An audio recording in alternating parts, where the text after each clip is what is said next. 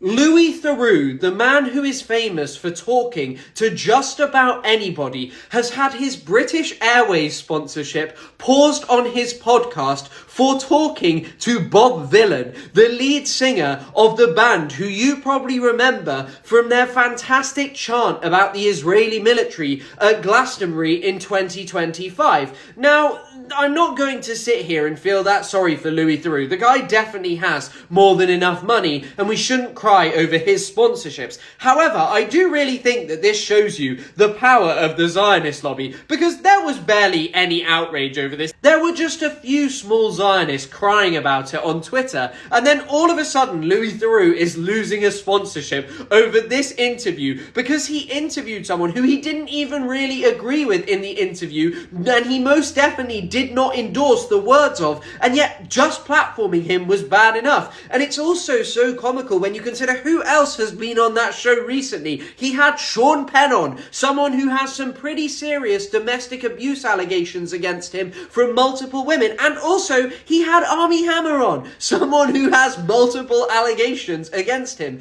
But of course this is okay. However, if you dare to platform someone who chanted something about the Israeli military, then your sponsorships are at risk.